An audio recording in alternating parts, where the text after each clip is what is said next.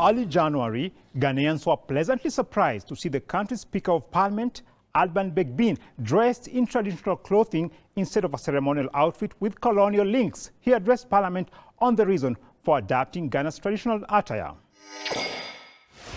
We must create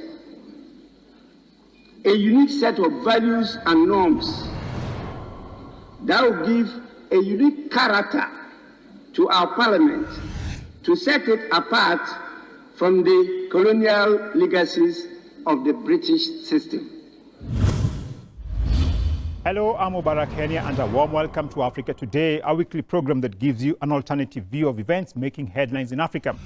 Today, we are focusing on a very commendable decision by the Speaker of Ghana's Parliament to dump decades-old cloak of the Speaker for traditional Ghanaian attire. This move is seen as a step towards the revival of the country's rich culture. In the second part of our program, we shall talk about the decision by Twitter to disable accounts of African activists opposed to United States imperialism. We are asking, why are the US-based social media giants intent on muzzling the voices of freedom in Africa? Stay with us as our experts give us their insight, and keep your comments coming through our social media handle as you watch.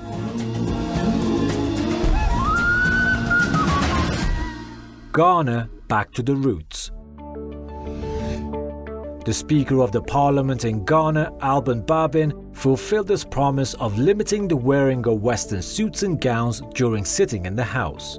The Speaker ditched his ceremonial outfit for traditional attire for sitting in the House on January 25, 2022. He wore a traditional outfit with kente cloth and a crown worn by chiefs during ceremonies. The kente fabric comes originally from Ghana centuries ago and is one of the best known of all African textiles. The kente cloth subsequently became a symbol of Pan-African identity and a symbol of black pride. Now, prior to wearing kente during his official parliamentary duties, Begbin urged members of parliament to promote locally made traditional outfits and market Ghanaian culture instead of wearing Western attire. You will not be seeing me often again with that dress code, a suit, and that aristocratic cloak or gown. You may be seeing me more with traditional dresses. I may use that only for ceremonial occasions, which is what is in the literature of Ghana concerning that cloak and gown. It's for only ceremonial occasions. So those who know former speakers, you see former Speaker Asedu wearing a kente and a shirt. And that is what is the portrait we have today. And so we have to change all that. We have to provide the market for our produce. Now, for more on the move by Ghana's Parliament Speaker to adopt the country's traditional clothing, we contacted Jonathan Ofei-Ansah, Ghanaian journalist and commentator. He's also the publisher of Africa Briefing. Thanks a lot for your time, sir. Thank you for having me. Now, what's your initial reaction to the move by Ghana's Parliament Speaker to dump decades-old colonial cloak for the country's traditional clothing? Well, I do applaud him, for the step he's taking, because we are Ghanaians, and we have our traditions, we have our customs, we have our costumes. We've been independent for 65 years. So I see no reason why, the parliamentary speaker should be donned in the colonial regalia with the wig. Look, even considering the weather, though the parliament is fully air-conditioned, still, it does not speak well, of our culture. For our culture, we have cultures, we have our own costumes. So I believe that the step is taken, should be applauded. Ghanaians were clearly delighted by their Parliament Speaker for adopting the country's traditional attire.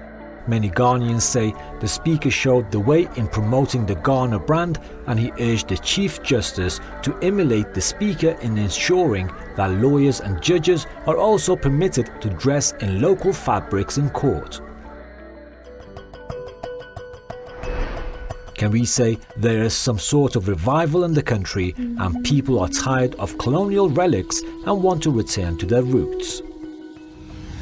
Yeah, I believe so. I mean, judging by the reaction, from Ghanaians, generally within the country, I think look, it shows how proud Ghanaians are of their heritage. Though I must say that we've been influenced a lot by Western cultural influences. But look, these days, when I was growing up, in my teens, whatever, we all used to listen to soul music, reggae, so on and so forth. But these days, when I go to Ghana, everywhere you go, especially the youth, they all listen to Ghanaian music. Everywhere you go, it's Ghanaian music, Ghanaian music. So that should tell you that Ghanaians, are at least the current youth, the youth of today, the Ghanaian youth of today, appreciate more, their culture than any Western influences.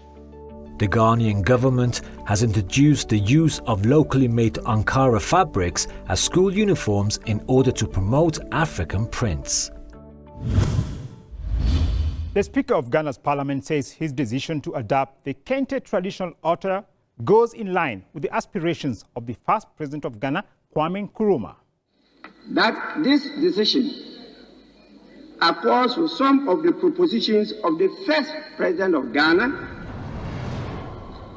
Dr. Kwame Nkrumah, and the other founding members of the Parliament of the First Republic.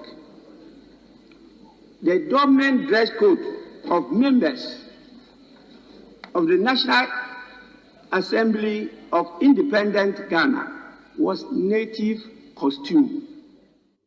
Now, what impact will the move to adopt African fabrics have on the youth in Ghana? It's going to have a very, very positive impact. I recall about 20 or so years ago, the government did not rule, but set this trend that every Friday, public servants should not go to work in Western attire. So these days, you go to Ghana, you go to the ministries, offices, whatever, you see men and women wearing traditional garments. The men usually wear shirts made from Ghanaian cotton prints. The government of Ghana is also involved in efforts to promote local products and boost employment. The Made in Ghana initiative was developed by the Ministry of Trade and Industry to promote products made in this West African country. In his introductory remarks after deciding to wear the traditional attire, this is what Ghana's president said on the need to promote products made in the country. This is the Parliament of Ghana.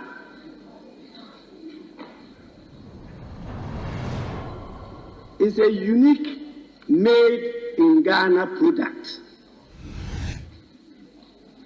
And we must showcase and market it to the world as a brand.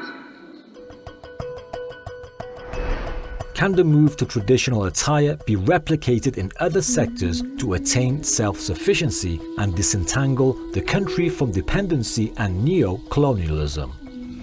It's a mindset that not only Ghanaians, Africans in general, have this mindset that anything coming from abroad is better than what is being produced locally. Like you take a vehicle, you take a computer, you take a mobile phone, name it. Even clothes, Africans think that whatever is manufactured abroad in Europe, America, China, Asia is much better than what is produced locally. So it's a trend that's a mindset, but it will take a long time for this mindset to change. So what the government is doing now is a step in the right direction, but they are taking the baby steps. Okay, the school children wearing uniforms made from our own local fabrics, and so on and so forth, and so on and so forth. So by the time they grow to be adults, that culture will be ingrained, will be inculcated in them to move forward. So I believe that look, it's a mindset. A mindset, it takes a long to change one's mindset. But I believe that Ghana and Africa will get there. In Africa, dress provides a powerful tool to challenge neo-colonialism and is also considered an effective method of cultural expression and resistance. Now, additionally, a person's dress code can reveal dimensions of political and social transformations that cannot be discerned through verbal and written articulations. There is a movement now to drop colonial attire in African parliaments and judicial organs. Now, most countries in Africa still use clothing linked to cultural colonialism. Isn't it about time that African countries take serious measures to revive their cultural identity? Well, you take Moscow, look, go to Nigeria and go to the Sahelian countries, Niger, Burkina Faso, Mali, Guinea, Senegal, Gambia. Most of them wear the bubu, the African bubu, and you take the armed services, like let's say the police, the army, they wear uniforms, okay? I mean, it is convenient. I mean, a policeman cannot wear the traditional African garment. In Ghana, our very traditional, the men wear a cloth wrapped over the shoulder. A policeman cannot use that garment, neither can a soldier. So that the uniform used by the security services, the army, the police, and so on and so forth, I think it's okay. But look, it will take a long time. We need to start from somewhere. Recently, the African Union officially adopted Swahili, the Swahili language, as an official working language for the AU. That is one step. So look, if you know your language, the more you know your language, the more you know your culture. So it will take some time, but I believe that eventually Africa will get there. Thank you very much, Ofei Ansah, for your time and insight. Indeed, Africa is on the right path towards cultural revival. Now, we take a short break, and our next subject will be on the crackdown launched by Twitter against African activists opposed to imperialism and neocolonialism. So stay with us.